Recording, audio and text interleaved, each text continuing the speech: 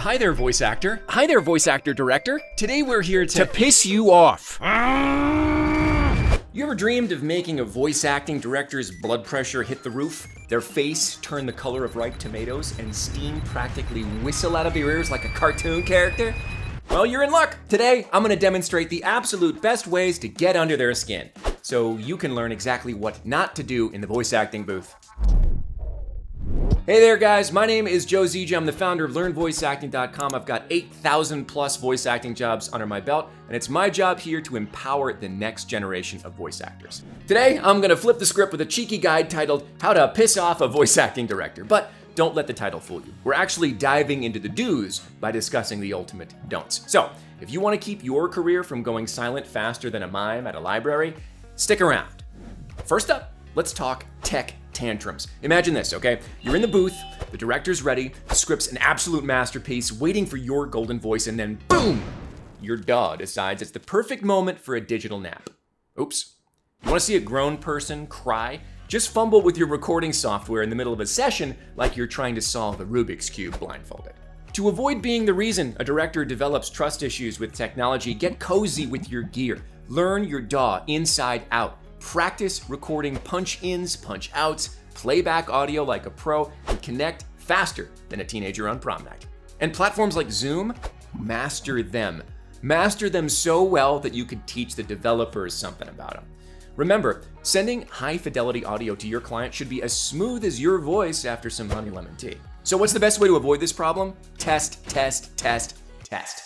When you're trying to connect to a client is not the time to figure out if your Zoom settings are correct, or if you understand how to use a more complicated program like Source Connect, if the ports on your router are open in the right way to allow high-fidelity audio to pass through the series of tubes that is the internet.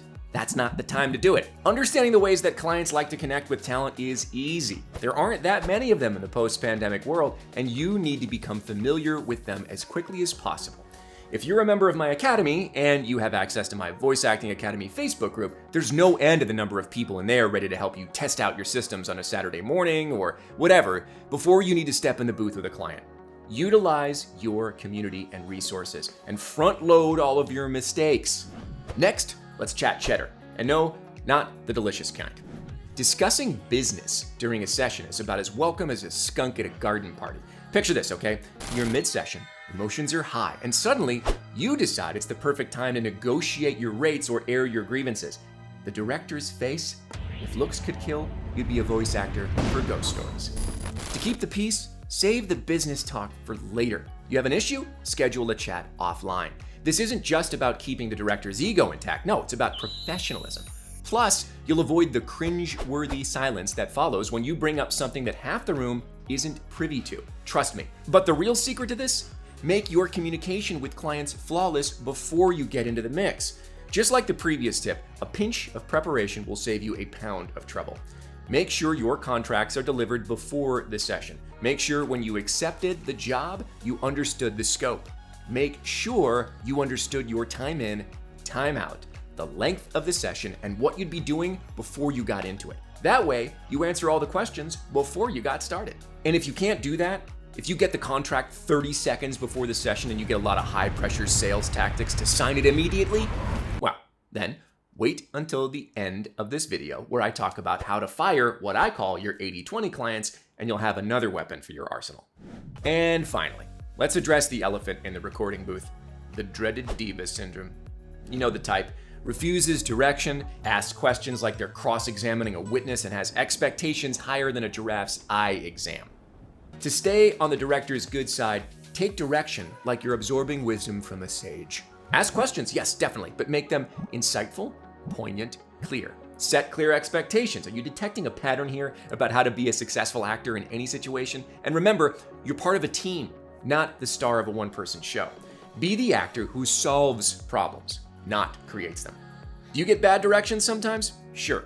Can you sometimes be trapped in a room of 13 people all trying to justify the position at a company and giving you 13 versions of the same script? Absolutely. But if you followed my guidance in step 2 and understand when your session begins and ends, the client will know that you're only going to have so much time to stumble around in the dark before you have to get the VO in the can and get paid. I had a situation lately where I was on a line with several clients at once, and each one of them was telling me to emphasize a different word in almost every sentence, which, as I'm sure you can understand, means that essentially every word was emphasized the same way. The engineer actually eventually stepped up on my behalf, but until then, I gave the client exactly what they wanted, even if I knew that it was precisely what they didn't want. So there you have it, folks.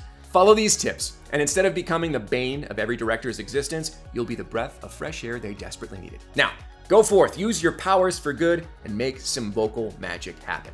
Don't forget to like, subscribe, hit that bell icon if you got one so you won't miss any other educational material I have. Until next time, keep your tech tight, your business backstage, and your diva in check. If you're ready to dive into the next level of your voice acting career, check out some links in the description below for some more educational content. Go get behind the mic.